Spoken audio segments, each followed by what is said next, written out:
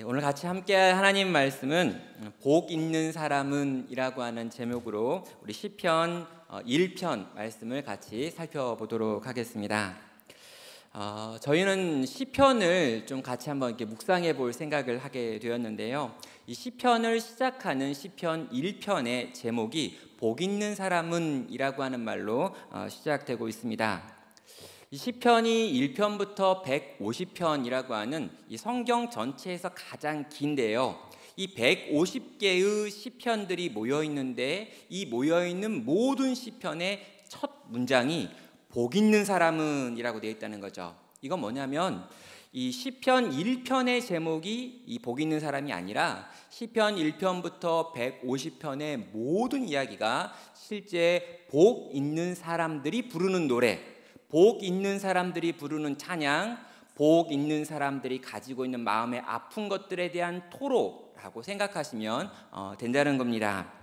그래서 이 시편 전체의 주제를 딱 한 문장으로 요약을 한다. 1편부터 150편 전체를 모아가지고 한 문장으로 정리를 한다라고 하면은요, 이 땅에 있는 복 있는 사람이 이 땅을 살아가며 경험하게 되는 모든 사건 속에서 하나님을 향해 어떻게 기도하고 어떻게 찬양하고 어떤 마음으로 살아가는지를 보여주는 이야기가 시편 전체라고 할 수 있죠.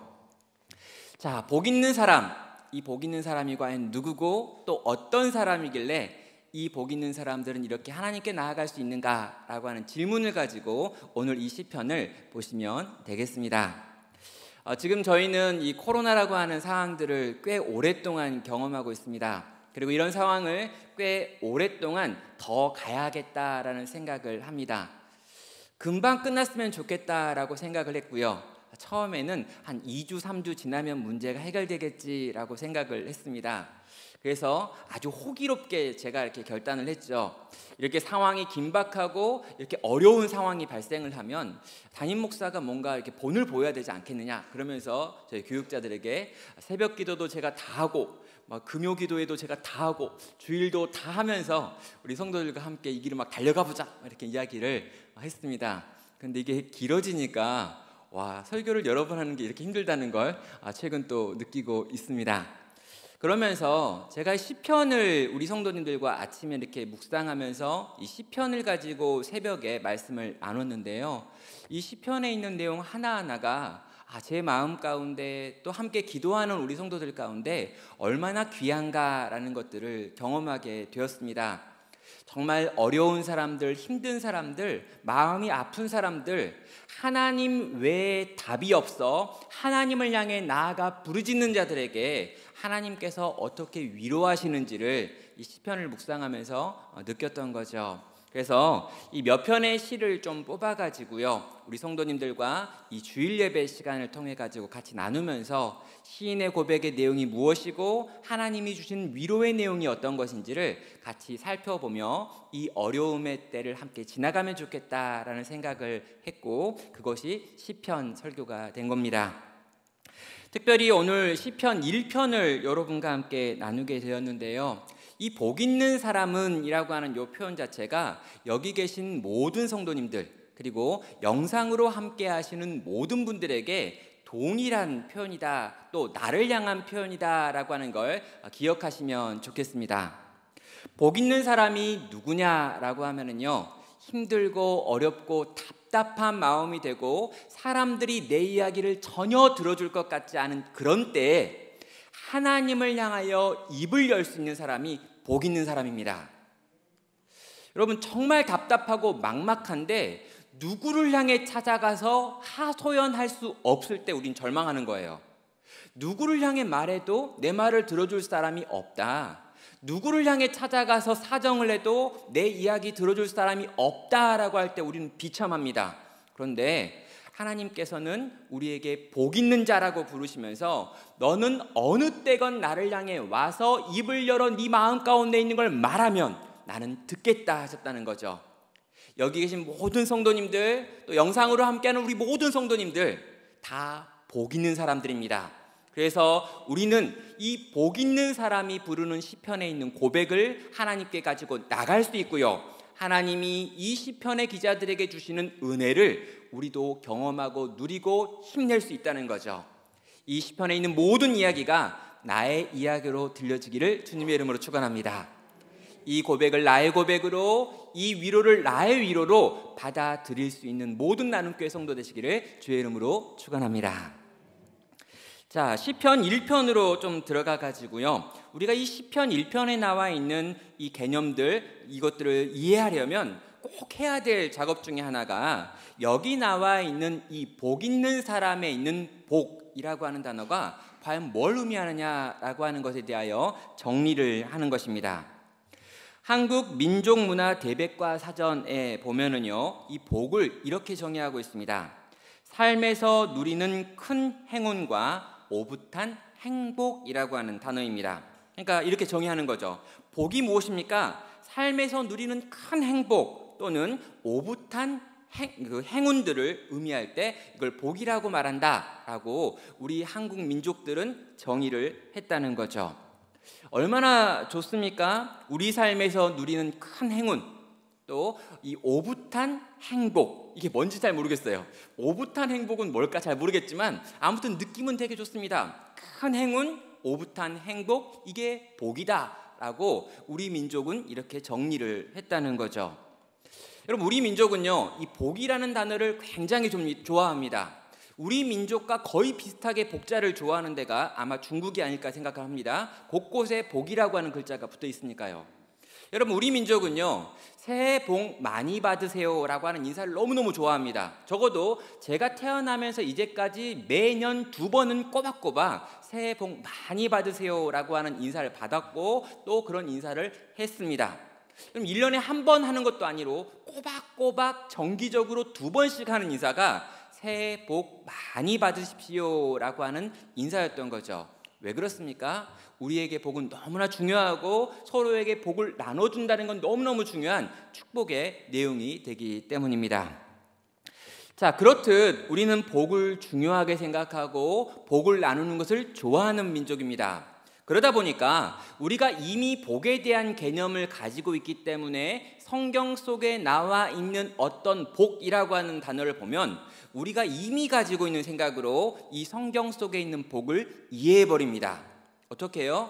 아, 성경에서 내가 너에게 복을 준다, 또 복이 있는 사람이다 라고 말하는 순간 큰 행운 또는 오붓한 행복이라고 하는 단어를 떠올리는 것이죠. 그런데 여러분, 성경은요, 그런 의미로 복을 언급한 적이 거의 없습니다.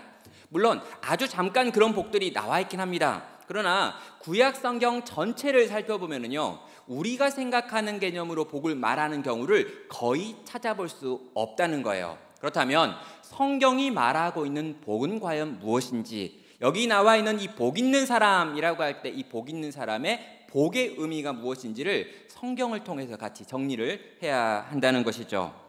그럼 성경에서는요, 이 복이라고 번역되어 있는 단어가 2가지가 있습니다. 특별히 구약을 보면요, 하나는 바라크라고 하는 단어를 쓰고 있고요, 다른 하나는 아샤르라고 하는 단어를 쓰고 있습니다. 이 바라크와 아샤르, 이 2가지가 이 구약 성경 전체에서 복을 말할 때 사용하는 단어인 거죠.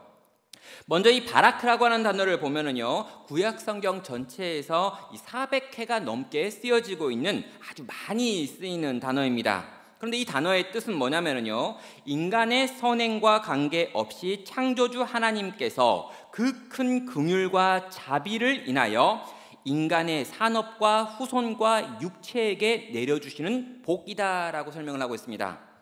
자, 여기서 개념이 어떤 거냐면요, 인간의 선행과 관계없이 창조주 하나님께서 그 크신 긍휼과 그 크신 자비로 인간들에게 내려주시는 것, 이걸 복이다라고 말한다는 거예요. 여기서 중요한 표현이 뭡니까? 인간의 선행과 관계없이 하나님 당신의 자비로우심과 아름다우심과 크심의 근거에서 인간들에게 베푸시는 무조건적인 사랑, 무조건적인 은혜를 지금 이 바라크라고 하는, 이 복이라고 하는 단어로 구약이 말하고 있다는 것입니다. 자, 이 바락은 하나님의 무조건적인 은혜였습니다. 그렇다면 그 뒤에 나와 있는 또 다른 종류의 복인 아샤르라고 하는 단어는 과연 어떤 뜻일까요? 이 아샤르라고 하는 단어는요, 이 바라크라고 하는 단어 뒤에 거의 붙어 있습니다. 하나님께서 이 놀라운 은혜를 우리 인생들 가운데 베푸셨을 때 이 베푸신 은혜를 경험하는 사람들이 있습니다. 그리고 이 경험하는 사람들이 그 경험을 통해서 감격하게 되죠. 그리고 감사하게 됩니다. 찬양하게 됩니다. 그리고 이 감사와 감격과 찬양으로 가득한 인생들이 자원하여서 선택하는 게 뭐냐면 순종을 선택하는 거예요. 하나님, 당신께서 그런 은혜를 베푸셨으니 나는 그 베푸신 큰 은혜에 감격해서 당신이 내게 주신 율법에 순종하겠습니다 라고 하는 결단과 고백을 합니다. 그러면 하나님께서 이 순종을 결단하고 그 순종으로 살아가고 있는 사람들을 보면서 두 번째 복을 주시는데, 이게 아샤르라고 하는 복이라는 거죠. 하나님께서 무조건적으로 주시는 큰 복이 있습니다. 그리고 그 복을 받은 자들이 하나님 이렇게 큰 복을 베푸셨으니 이제 나는 주님께 순종하겠습니다 라고 하고 그 순종의 삶을 살아갈 때 하나님께서 추가로 주시는 복이 바로 아샤르라고 하는 복이라는 것이죠. 나의 행복이나 행운의 의미로 복이라는 단어를 쓰는 것이 아니라 하나님께서 내게 주신 무조건적인 은혜, 그리고 그 은혜에 반응하여 순종으로 살아가는 자들에게 주는 추가적인 은혜라고 말할 때 이 두 가지를 구약 성경은 복이다라고 설명을 했다는 것입니다. 사랑하는 성도 여러분, 성경이 말하는 복이 어디서 시작하는지 분명히 기억하셔야 합니다. 성경이 말하는 복은 하나님께로 주어지는 복입니다. 하나님께서 우리의 인생 가운데 우리의 인생이 뭔가 좋은 걸 만들어내기도 전에, 하나님의 뜻을 행하기도 전에 복을 주셨습니다. 그리고 이 복이 너무나 감격스럽습니다. 이 복이 너무나 놀랍습니다. 하나님께서 우리가 죄인 되어 있을 때 우리를 거기서 건져내셨습니다. 이스라엘 백성이 애굽에 포로되어 있을 때 거기서 출애굽시켜 주셨습니다. 이스라엘 백성들이 바벨론의 포로로 끌려가서 거기서 살고 있을 때 하나님께서 거기서 끄집어내 주셨습니다. 이 놀라운 하나님의 주권적인 은혜가 복이라는 거죠.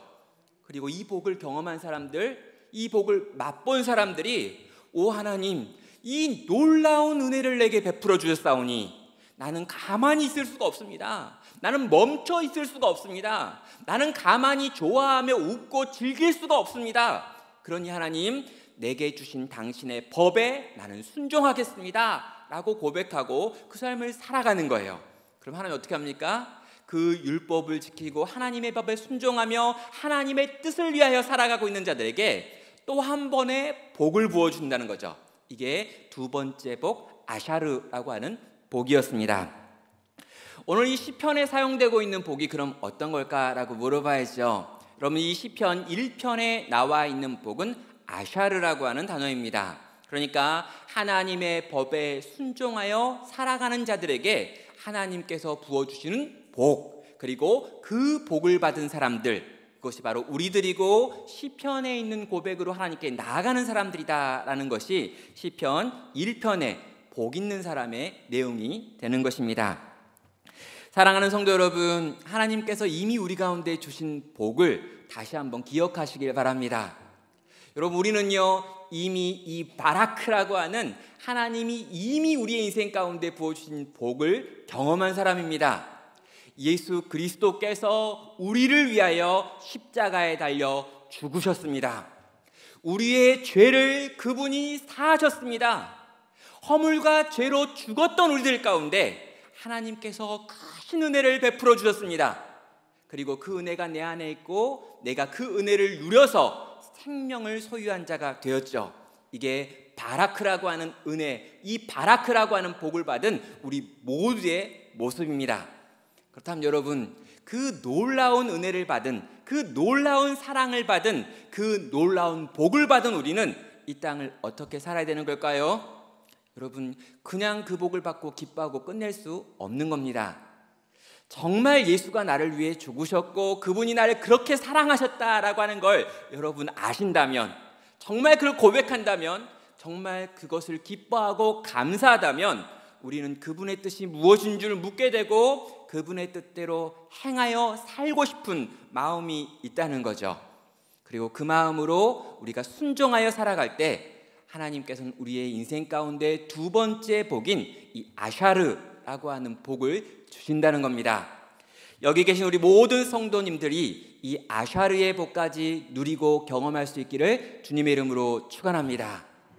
그리고 이 놀라운 복을 붙들고 이 복을 가진 자로 살아가기 위하여 필요한 것이 어떤 것인지 오늘 시편 1편의 내용들을 통하여 하나씩 정리하도록 하겠습니다.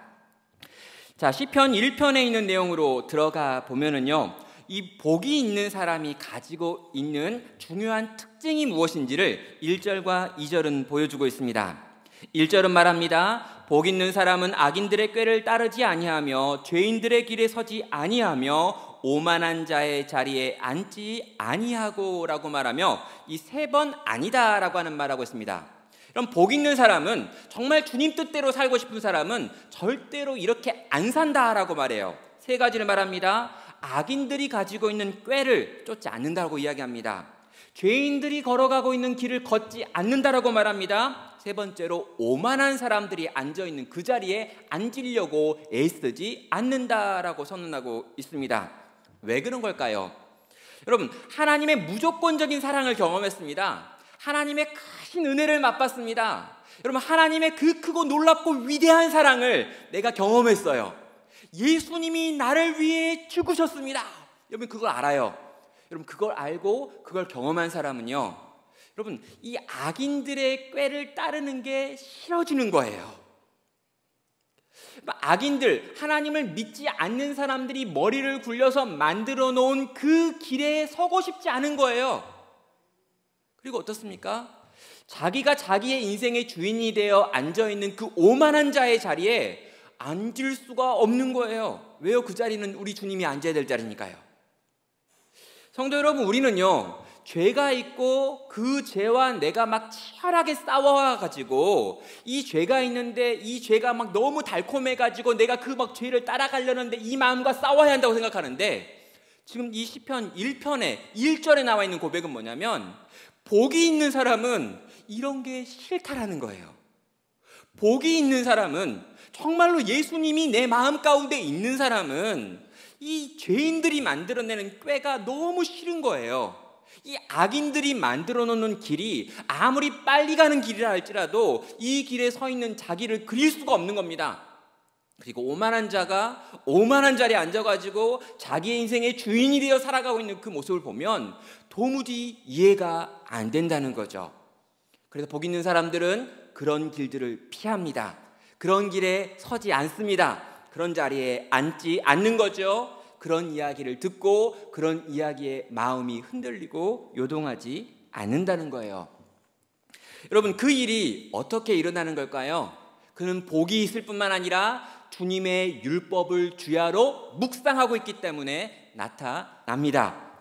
2절은 말하죠. 오직 여호와의 율법을 즐거워하여 그 율법을 주야로 묵상하는도다 라고, 이 복 있는 사람이 가지고 있는 특징을 율법을 즐거워하고 율법을 주야로 묵상한다라는 말로 설명하고 있습니다.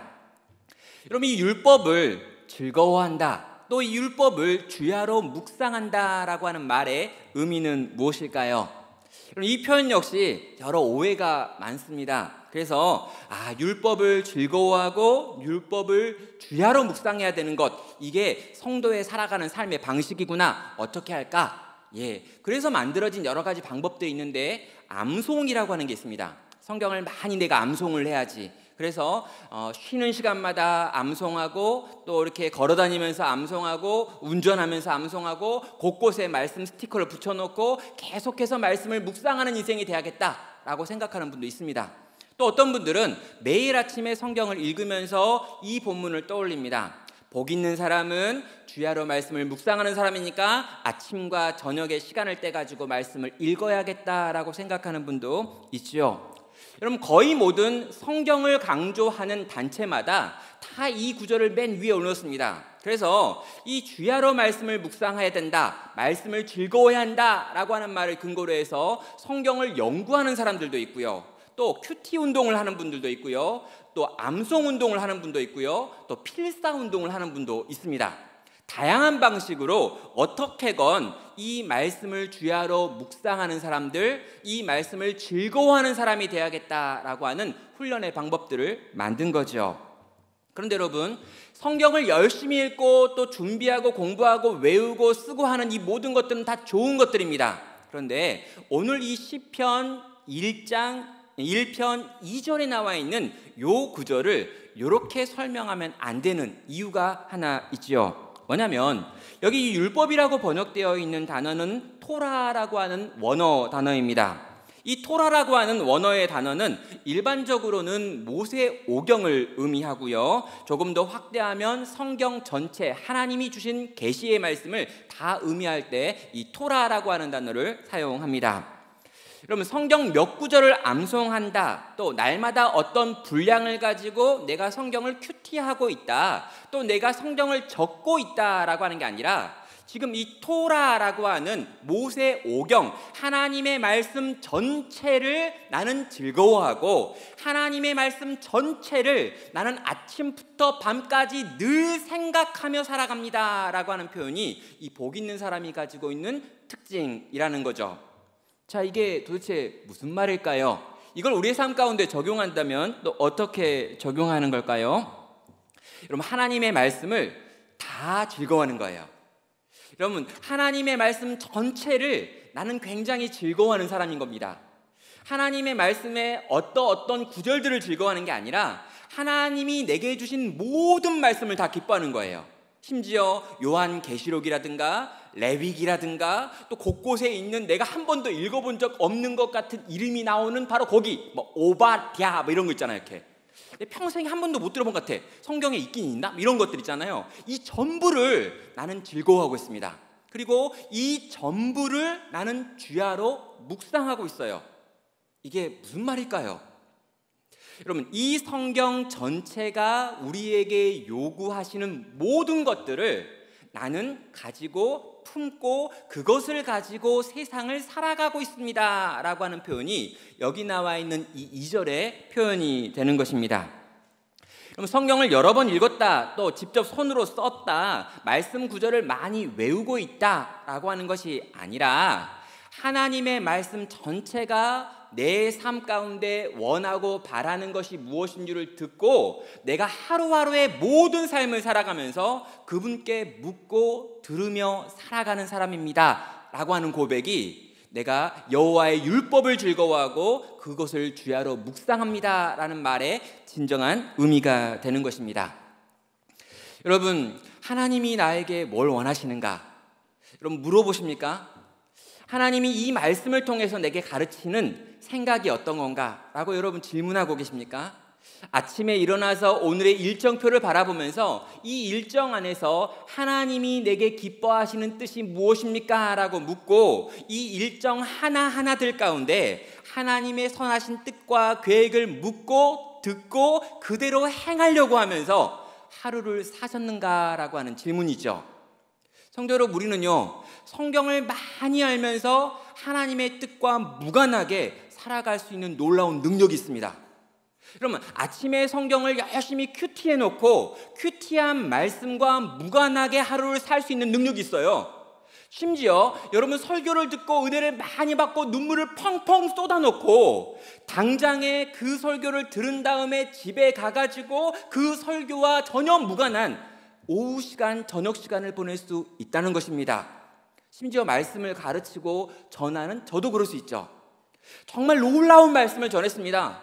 온 성도들에게 마치 하늘에서 떨어지는 것 같은 위대한 하나님의 말씀을 전했어요. 그런데 그 전한 말씀과 아무 상관없는 나머지 일주일을 살 수도 있는 것, 그것이 우리들의 모습이라는 거죠. 그런데 시인은 그러면 안 된다는 거예요. 하나님의 말씀 자체가 너무너무 즐거운 거예요. 그리고 하나님의 뜻이 너무너무 사랑스럽죠.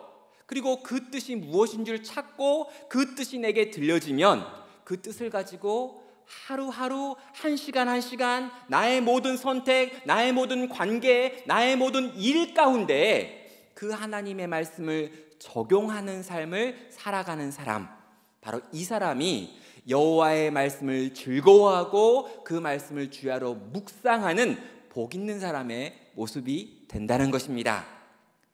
사랑하는 성도 여러분, 하나님의 말씀을 들으셨습니까? 또 배우셨습니까? 공부하고 계십니까? 여러분 라디오로 또 하나님의 말씀을 막 들으시는 분도 계시고요. 요즘 유튜브로 그 말씀을 듣고 계시는 분들도 있습니다. 성경을 주야로 쓰고 계시는 분도 있고 많이 암송하시는 분도 있습니다. 그런데 여러분 거기서 끝내시면 안 됩니다. 받은 말씀을 내 마음에 가지고 오십시오. 받은 말씀으로 내 생각을 채우십시오. 받은 말씀이 내 손과 내 발을 움직이게 하십시오. 내 입에서 나오는 말들이 하나님의 말씀을 통과한 말씀이 되게 하십시오. 내가 하는 성질 부리는 거, 내가 하는 작은 행동들, 내가 만나게 되는 모든 관계 속에서 여호와의 말씀을 즐거워하고 그 말씀을 주야로 묵상하는 자답게 하루하루를 채워 가셔야 한다는 것입니다. 그 일이 우리 성도님들 가운데 날마다 일어나기를 축원합니다. 주야로 그 말씀을 묵상하는 인생 되길 바랍니다. 그 말씀 자체가 너무너무 즐겁기 바랍니다. 그 말씀에 순종하여 살아가는 하루하루가 내게도 복이고 또 다른 누군가에게도 복이 되는 것을 경험할 수 있기를 주님의 이름으로 축원합니다. 자, 그렇다면은요, 이렇게 여호와의 말씀의 법, 이 율법 토라를 붙들고 그 토라의 법으로 하루하루를 살아가는 성도는 과연 무엇을 누리게 되는 걸까요? 그렇게 살아가는 인생이 누리게 되는 복은 또 어떤 걸까요? 3절은 이렇게 표현하고 있습니다. 그는 시냇가에 심은 나무가 철을 따라 열매를 맺으며 그 잎사귀가 마르지 아니함과 같으니 그가 하는 모든 일이 다 형통하리로다. 여러분, 시인은요, 시냇가에 심겨져 있는 나무를 비유로 들어가지고 여호와의 율법을 즐거워하고 그 율법의 법대로 하루하루 살아가며 묵상하는 삶을 사는 그 인생이 누리게 될 복이 어떤 것인지를 설명하고 있습니다. 여러분, 그는 시냇가에 심겨진 나무와 같습니다. 여러분, 이 시냇가라고 하는 표현이 있는데요, 이 시냇가는 우리가 생각하는 그 개천 있죠. 여러분, 그 개천과 좀 다릅니다. 여러분, 이스라엘에는요, 두 가지 종류의 개천이 있습니다. 하나는 우기에는 물이 흐르지만 건기가 되면 물이 흐르지 않는 개천이에요. 물의 자국은 있는데 1년의 대부분의 시간 동안 물이 흐르지 않습니다. 여러분, 요걸 표현하는 단어가 있어요. 그런데 또 반대편에 어떤 게 있냐면요, 인간들이 물이 필요하기 때문에 물고를 만들어 가지고 수로를 만들어서 기후가 어떠느냐에 상관없이 사시사철 계속해서 흐르는 물이 있습니다. 근데 여러분, 여기에 쓰여져 있는 이 시냇가라고 하는 단어의 원어는 이쪽 이 수로를 사용하는 단어, 그 단어를 쓰고 있는 거죠. 왜 그렇습니까? 중단 없이 물이 공급되어지는 그 개천, 그 냇가 옆에 있는 나무다라고 하는 걸 표현하는 것입니다. 여러분, 이 복 있는 사람은 어떤 사람입니까? 주야로 말씀을 묵상하는 사람은 어떤 인생일까요? 시냇가에 심겨진 나무와 같이 중단 없이 물을 공급받는, 중단 없이 은혜를 공급받는 나무다라고 지금 설명을 하는 것입니다. 여러분, 하나님의 은혜가 끊임없이 부어지는 것입니다. 하나님의 자비하심을 끊임없이 맛보는 인생이라는 거예요. 성령 하나님께서 충만하게 그 안에 계속해서 끊임없이 일하신다는 것입니다. 하나님이 끊임없이 중단 없이 하나님의 은혜를 베푸시는 인생이 바로 이 율법을 사랑하고 율법을 살려고 애쓰는 복 있는 사람이 갖는 특징이다라고 가르쳐 주는 것이죠. 여러분, 그런 사람의 인생이 어떨까요? 그렇게 하나님의 은혜가 끊임없이 부어지는 인생은 어떻게 이 땅을 살아갈까요? 여러분, 그 인생은요, 모든 일에 형통하리다라고 하는 이 축복으로 이어지고 있습니다. 그가 하는 모든 일이 다 형통하리로다. 과연 여러분, 이 말이 무슨 말일까요? 모든 일이 형통하다. 우린 또 생각합니다. 내가 생각하는 모든 일, 내가 꿈꾸는 일, 내가 계획하는 모든 일들이 다 잘 된다는 거구나. 우린 또 그렇게 듣기도 했지요. 하나님의 말씀을 열심히 들으십시오. 그 말씀에 순종하십시오. 그러면 여러분의 인생은 복을 받을 것이고 그 복은 모든 일의 형통입니다 라고 하는 말로 이 시편 1편에 나와 있는 이 3절의 구절을 우린 듣고 배운 적이 있기 때문입니다. 그런데 여러분, 우리가 인생을 살다 보면, 여러분, 우리가 신앙생활 하다 보면 내가 생각하는 대로, 내가 뜻하는 대로 내 인생의 모든 것들이 그렇게 술술 잘 풀리기만 하셨나요? 우린 그런 부분에 질문해 보셔야 되는 거예요. 여러분, 내가 생각한 대로 내 인생의 문제가 다 해결됐습니까? 내가 계획한 대로 지금 여기까지 걸어왔습니까? 여러분, 우리는요, 우리 인생을 살다 보면 도무지 내가 생각하고 계획하지 못했던 여러 가지 일들을 경험하고 있고, 그런 일들 가운데 어떤 일들은 도무지 내가 감당할 수 없을 정도로 힘들고 어려운 일들이었습니다. 그러면 그 일들을 경험할 때 우리는 어떻게 생각합니까? 내가 형통하다고 생각합니까? 내가 하는 일이 모두 다 형통했다라고 말할 수 있는 사람이 과연 여기 계시냐라고 물어보는 거죠.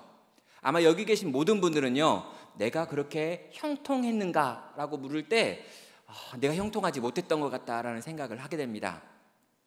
특별히 내 인생의 문제도 그런데요, 우리 가족들을 좀 살펴보면 더 그런 것 같습니다. 나는 그나마 좀 괜찮은데 내 자식은 정말 형통하지 않은 것 같다, 이런 생각이 들 때도 있고요. 또 내 남편, 내 아내는 안 그런 것 같다라는 생각이 들 때도 있고요. 우리 부모는 좀 아니었던 것 같다라고 하는 생각이 들 때도 있다는 거죠. 수없이 많은 것들이 내 삶 가운데 있는데 모든 것이 다 형통하리다라고 하는 이 표현은 너무 이상한 표현인 것입니다. 그래서 여러분, 이 3절을 잘못 이해하면 어떻게 이해하냐면, 내 인생에 무언가 꼬이고 뭔가 일이 안 되고 계획대로 풀리지 않을 때마다 내가 복받지 못했나라는 생각을 하는 거예요. 내가 뭘 잘못해가지고 내가 무슨 죄가 있어서 이런 문제가 발생한 게 아닌가라는 생각이 우리 가운데 불현듯 찾아오는 겁니다. 아니, 내가 기도를 안 해가지고 내 자식이 아픈 게 아닐까? 내가 그때 말씀을 많이 안 봐가지고 내 자식이 저렇게 지금 교회도 안 다니는 인생이 된 게 아닐까라는 생각이 드는 거죠. 내가 그때 하나님께 열심을 내지 않고 주일 성수를 잘 못해가지고 이런 일이 벌어진 게 아닐까라는 생각을 하는 경우가 우리 가운데 있는 겁니다. 그리고 또 어떤 분들은 그런 걸 조장하기도 했죠. 그래서 11조 안 해가지고 암 걸렸다, 이런 설교를 하시는 분들이 지금도 종종 있습니다. 지금 없는 줄 알았는데 지금도 종종 계세요. 그리고 주일 성수 안 하고 골프 치러 가니까 교통사고 났지, 이렇게 설교하시는 분들 지금도 종종 계신 걸 봅니다. 그리고 그런 설교를 들으면 갑자기 우리도 찔리는 거죠. 그래가지고 그때 내가 제대로 했나? 그때 내가 주일성도 안 해가지고 벌 받는 건 아닐까라고 하는 생각을 하면서 신앙생활을 두려움으로 하시는 분들이 지금도 종종 계십니다. 여러분, 과연 정말 그런 걸까요? 인생의 모든 문제가 형통한 사람만 하나님께 복을 받는 사람이고, 이 인생의 문제가 꼬여있는 게 많은 사람은 내 신앙의 문제가 많아가지고 복을 못 받아가지고 이렇게 꼬여있는 인생인 걸까요? 여러분, 그렇지 않습니다. 힌트가 어디에 있냐고요? 3절 안에 들어있지요. 그는 시냇가에 심은 나무가 철을 따라 열매를 맺으며 그 잎사귀가 마르지 아니함 같으니 그가 하는 모든 일이 다 형통하리로다 라고 나와 있죠. 그런데 여기 보면요, 그가 하는 모든 일이 형통할 거예요. 그런데 거기에는 철이 있습니다. 시냇가에 심겨진 나무가 열매를 맺는데요, 언제 맺냐면 철을 따라 열매를 맺게 되어 있죠. 여기 나와 있는 철을 따라라고 번역되어 있는 이 부분을 문자적으로 번역을 하면 그의 때에 열매를 맺는다라고 하는 말로 번역이 되어집니다. 여러분, 그의 때예요. 여러분, 열매를 맺는 건 확실합니다. 시냇가에 심겨진 나무는 반드시 열매를 맺어요. 하나님께 복을 받은 인생은요, 반드시 열매를 맺습니다. 그런데 그 열매를 언제 맺습니까? 그의 때에 맺죠. 그분의 때에 맺습니다. 그분이 계획하신 때에, 그분이 약속하신 때에, 그분이 그분의 시간표 가운데 그려놓은 바로 그때에 열매가 맺는다는 거예요. 뭘 말합니까? 하나님의 주권이라는 거죠. 하나님께서 복 있는 사람에게도 어려움의 시간을 걷게 하실 때가 있습니다. 형통해 보이지 않는 시간을 걸어갈 수 있습니다. 인생의 문제가 해결되지 않는 것 같고 답답하고 막막한 시간을 걸어갈 수 있습니다. 우리가 죄 짓지 않았음에도 불구하고, 우리가 특별한 죄를 짓지 않았음에도 불구하고 하나님께서 내 인생 가운데 큰 고난과 아픔을 허락하시는 것 같은 그런 시간을 하나님의 백성들, 복받은 백성들도 통과한다는 거죠. 여러분, 이것은요, 이 땅을 살아가고 있는 모든 성도가 이 땅에서 경험하게 되는 여러 가지 경우들입니다. 그런데 여러분, 복 있는 사람의 특징은 뭐냐면요, 그의 때가 있고 그의 때가 되면 반드시 열매를 맺게 하신다는 거예요. 성도 여러분, 혹여 지금이 그분의 때가 아닐 수 있습니다. 지금은 그분이 계획하신 시간이 아닐 수 있습니다.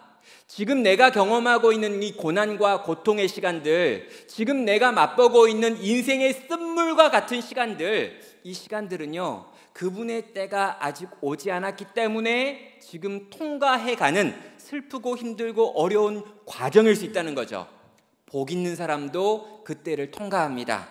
시냇가에 심겨진 나무도 그 열매 없는 시간들을 지나가야 합니다. 그리고 하나님께서 하나님의 때에 반드시 그 시냇가에 심겨진 나무, 복 있는 사람, 하나님을 믿고 그 말씀대로 살기 원하는 하나님의 백성들 가운데 열매를 만들어 주실 것입니다.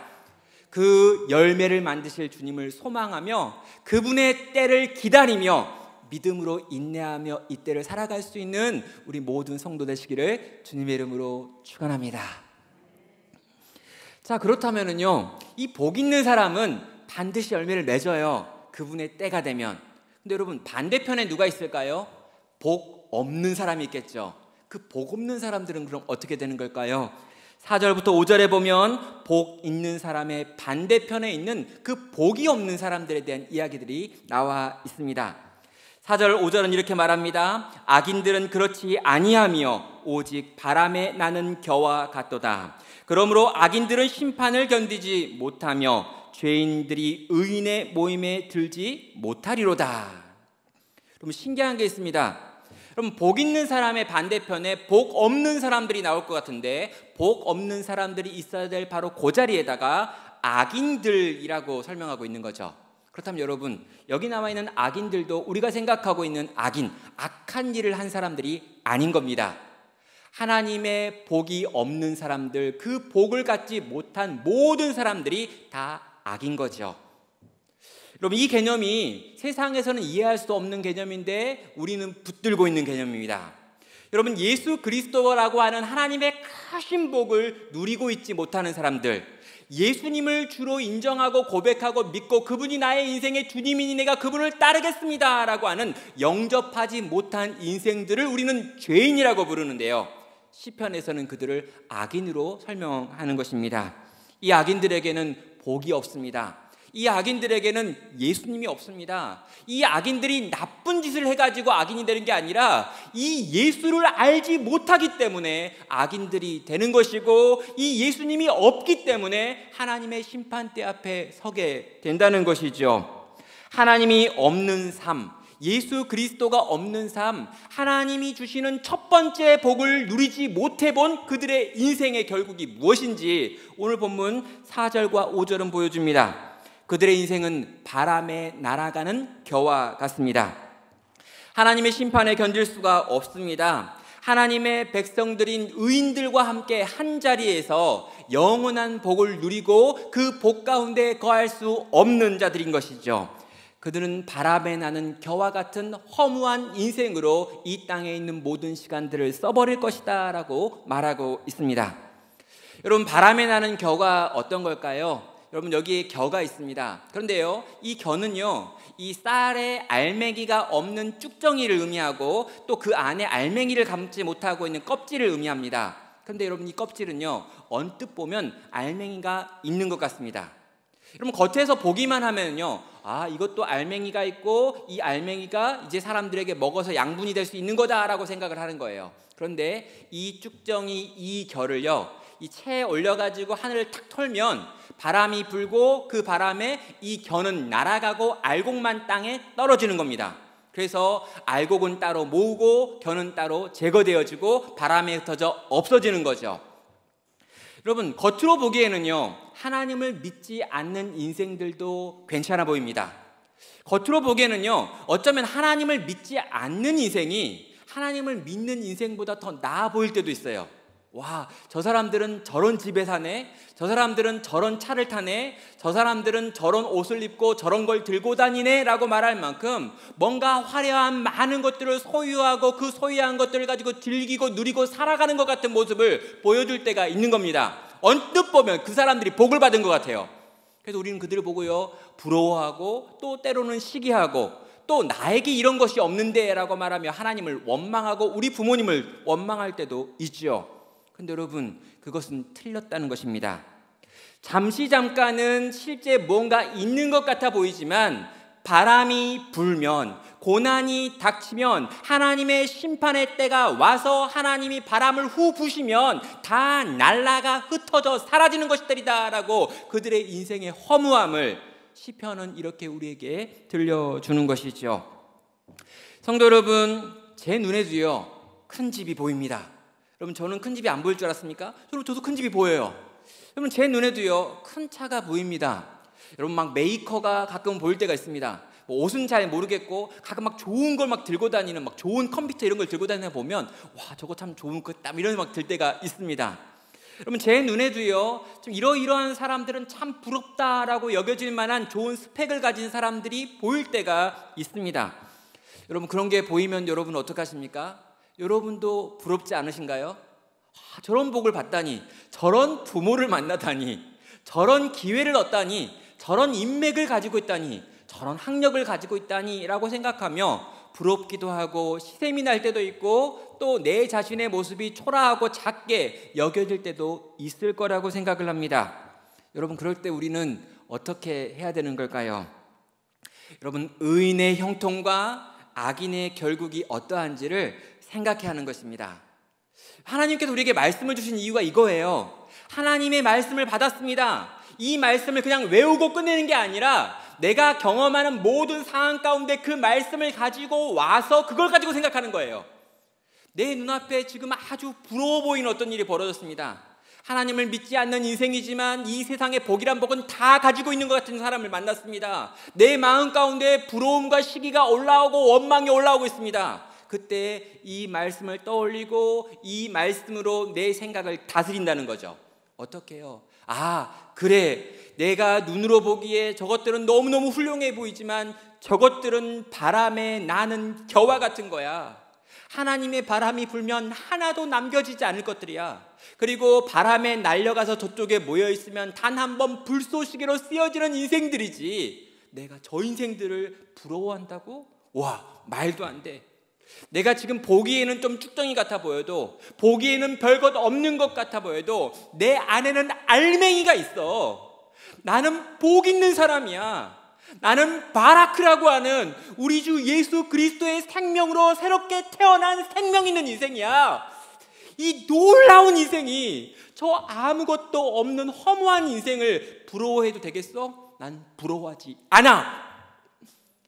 사랑하는 성도 여러분, 우리의 삶 가운데 보여지는 많은 사건들, 우리의 눈앞에 펼쳐져 있는 여러 가지 일들을 바라볼 때 우리는 하나님의 말씀을 근거로 바라보는 사람이 되어야 하는 것입니다. 성도 여러분, 우리는 세상을 부러워하지 않습니다. 성도 여러분, 우리는 세상을 질투하지 않습니다. 성도 여러분, 우리는 우리를 비참하게 생각하지 않습니다. 우리의 작은 집 때문에 비참하지 않습니다. 우리의 적은 수입 때문에 비참하지 않습니다. 우리의 적은 공부 때문에 비참하지 않습니다. 우리의 탁월하지 않은 외모 때문에 슬퍼할 수 없습니다. 여러분, 우리는요, 우리 안에 계신, 우리 안에 있는 이 알맹이, 우리에게 이미 주어준 이 큰 복, 이 바라크, 이걸 받은 자이기에 세상을 부러워하는 자가 아니라 이걸 누리고 이걸 붙들고 세상 속에서 당당하게 오늘 내게 주어져 있는 삶을 살아간다는 것이죠. 이 놀랍고 위대한 복을 받은 자답게 이 세상을 바라보며 그들을 부러워하기보다는 안타까워하며 내가 이미 소유한 복을 나누기를 결단하고 또 그렇게 움직이시는 귀하고 복된 성도 되시길 주의 이름으로 축원합니다. 이제 마지막 6절에 나와 있는 이야기입니다. 오직 하나님 한 분 앞에 살아가는 복 있는 사람의 모습을 보여주고 있지요. 이 모든 세상의 결국이 어떠할지를 6절은 이렇게 설명합니다. 무릇 의인들의 길은 여호와께서 인정하시나 악인들의 길은 망하리로다. 여러분, 의인들의 길은 여호와께서 인정해 주십니다. 그런데 악인들의 길은 완전히 멸망하고 소멸되어 없어지겠다라고 하는 게 마지막 이 시인의 고백이죠. 여러분, 의인과 악인은 어떻게 구별되는 걸까요? 이 땅을 살아가면서 우리는 구별할 수 없습니다. 여러분, 같이 앉아 있는데 같이 예배를 드리는데 어떤 사람은 의인이 아닐 수도 있어요. 왜요? 교회 안에도 늘 쭉정이가 있다라고 예수님께서 분명히 이야기를 하셨으니까요. 여러분, 의인과 악인이 막 섞여 있습니다. 그래서 이 사람이 진짜 의인인지 이 사람이 진짜 악인인지 잘 알 수 없는 상태로 우리는 이 땅을 살아가요.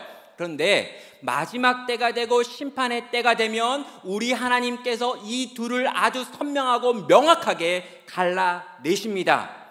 악인의 길은 어떻게 됩니까? 완전히 멸망합니다. 의인의 길은 어떻게 될까요? 그의 길은 여호와께서 인정해 주시는 거죠. 자, 이 일이 어떻게 일어나냐고요? 이 본문에 나와 있는 비유를 들면은요, 여기 바람이 나와 있고 또 농부가 등장하고 있기 때문에 아마도 하나님께서 우리의 인생들을 키질하신다라고 하는 그 표현과 연결해서 보시면 좋겠습니다. 그러면 키질이라고 하는 게 뭐냐면은요, 이렇게 큰 이렇게 넓적한 판을 가지고요, 여기 위에다가 알곡과 가라지를 같이 올려놓는 거예요. 그런 다음에 이걸 높이 쳐가지고 바람에 이 알곡은 떨어지고 겨는 바람에 날아가게 만드는 그 일입니다. 그런데 사람에게 이 일을 맡기면 어떤 일이 벌어질까요? 실수가 많습니다. 제가 어렸을 때 우리 할머니 하시는 거 보니까요, 이거 하다가 떨어지는 나달이 좀 있습니다. 늘 나달도 떨어지고 겨도 남아요. 그래서 이거 다 한 다음에 또 한 번 이렇게 손으로 섞는 작업을 해야 됩니다. 근데 여러분, 하나님이 직접 이 일을 하신다라고 하는 게 무슨 말일까요? 여호와께서 직접 이 키질을 하시는 거예요. 왜? 단 하나의 알곡도 떨어뜨리지 않을 것이고 단 하나의 쭉정이도 이 안에 섞지 않겠다는 것입니다. 하나님께서 하시면 정확하다는 거죠. 사랑하는 성도 여러분, 여러분이 진짜 예수 그리스도를 믿는 사람이라면, 예수 그리스도의 복을 이미 누린 사람이라면 여러분은 절대로 그 키 밖으로 떨어질 수 없습니다. 왜요? 우리 하나님이 직접 키질하시니까요. 가끔 제가 이전에도 이야기한 적이 있습니다. 이 나이가 많으신 우리 이제 권사님들, 장로님들, 이렇게 나이가 뭐 70이 넘어가고 80이 막 되시고 이러면요, 가끔 이렇게 물어보시는 질문 중에 그런 질문이 있어요. 내가 나이 먹어 치매가 들면 내가 예수님을 향해 온전한 신앙 고백을 못하게 될 텐데, 그때 예수님이 내가 신앙 고백 못하면 어떻게 되냐, 이런 질문을 하시는 분 있어요. 걱정하지 말라고 몇 번이나 이야기합니다. 왜요? 할머니는 예수님을 기억 못해도 예수님은 할머니를 기억하니까 걱정하지 말라고요. 여러분, 절대로 끊어지지 않습니다. 절대로 잃어버리는 법이 없어요. 우리 하나님께서 직접 그 키를 들고 키질하시니까요. 당신의 백성들은 하나도 빠짐없이 다 끌어다가 알곡을 곳간에 모으십니다. 반대로요, 그럼 애매했던 친구들 있죠. 알곡인지 쭉정인지 잘 모르게 교회도 조금 나와주는 것 같으면서 자기가 원하는 대로 다 하면서 세상에서 복도 누리는 것 같고 심지어 교회에서 직분도 얻는 사람들, 이렇게 진짜인지 가짜인지 잘 모르겠고 어떻게 보면 정말 진짜 같은 그 사람들, 그러나 가짜였던 사람들, 하나도 섞여서 그 곳간에 들어가지 못합니다. 왜요? 사람이 판단하는 게 아니라 하나님이 직접 키를 들고 불고 계시기 때문입니다. 성도 여러분, 악인은 멸망할 것이며 하나님 안에 있는 의인들은 다 건짐받는다. 이게 시편의 시인이 이 6절을 통해서 우리에게 들려주고 있는 마지막 도전인 것이죠. 성도 여러분, 이 땅을 살아가면서 복 있는 자가 되어 이 복을 누리며 이 복으로 살아가는 사람들은 하나님께서 끝까지 지키시고 인정하시고 그 나라에 데리고 갈 것입니다. 그런데 내가 복 있는 자인지 복 없는 자인지 알 수 없는 애매한 삶을 살다가 실제로 그 예수 그리스도를 내 인생의 주인으로 한 번도 모신 적 없이 이 땅을 살아갔다면, 그가 아무리 신앙이 좋아 보이는 종교인이었다 할지라도 우리 하나님께서는 아니다라고 말하며 내어 쫓겠다는 거죠. 사랑하는 성도 여러분, 복 있는 자로 이 땅을 사시길 주의 이름으로 축원합니다. 그 복을 날마다 누리는 자 되길 바랍니다. 그 복이 너무너무 좋아서 그 복 때문에 감격하고 감사하고 자원하여 그 복 받은 자로서 이 땅에서 순종의 삶을 살기를 결단하고 다짐하시기를 바랍니다. 여러분, 우리의 재판장이 하나님이라는 게 얼마나 감사합니까? 우리가 참이라면 절대 잃어버리지 않는다니까 얼마나 감사합니까? 우리가 거짓이라면 반드시 책망한다 하니 얼마나 두렵습니까? 그 재판장 앞에 서게 되는 그날까지 우리가 이 땅에서 우리의 복을 경험하고 누리고 나누고 베풀며 이 복으로 살아갈 수 있는 우리 모든 성도 되시기를 주의 이름으로 축원합니다. 성도 여러분, 지난 한 주 살면서 여러분은 어떤 마음이셨습니까? 매일 쏟아지는 뉴스들을 보면서 어떤 생각들을 하셨습니까? 역시 지난 한 주도 쉽지 않은 한 주였던 것 같습니다. 우리 성도님들도 기사를 볼 때마다, 사건들을 들을 때마다, 긴급 문자라고 찍혀 오는 것들을 볼 때마다 가슴이 철렁철렁 하셨을 겁니다. 뭔가 좀 해결되는 것 같고 좀 잠잠해지는 것 같으면 여기서 터지고 여기서 터지고 사람들이 나오고, 그리고 여러분, 사람들이 곳곳에서 나오다 보니까 우리 안에 있는 어떤 분들도 그런 어려움을 겪고 그런 어려움으로 말미암아 격리를 당하고 출근하지 못하고 또 이런 검사를 맡게 되는 일들을 계속해서 보고 있습니다. 여러분, 우리 작년 성도 300명, 또 더 많이 해서 아이들까지 포함한 500명 되는 교회인데요. 그럼 이 500명 되는 교회가 작은 교회인 줄 알았더니 엄청 큰 교회였습니다.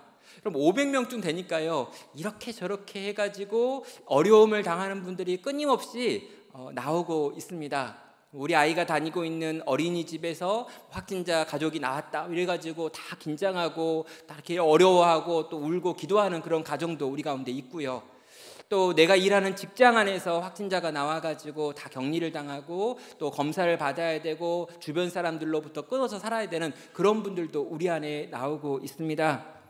여러 가지로 걱정과 근심이 많고 또 이런 질병의 문제로 인한 2차적인 피해들을 당하고 있는 분들의 이야기들도 듣고 있습니다. 어렵게 개업을 해가지고 장사를 시작했는데 새만 나가고 장사가 안 된다라고 하는 성도를 찾아가가지고 만나봤더니 뭐 주변에 다 그런데요 라고 말하며 저를 또 안심시키려고 하는 분도 만나기도 했고요. 여러 가지 일들과 상황들을 경험하고요. 또 그런 일들이 내 이야기가 되지 않을까, 우리의 이야기가 되지 않을까라고 하는 걱정과 근심이 늘 있는 한 주간을 사셨습니다.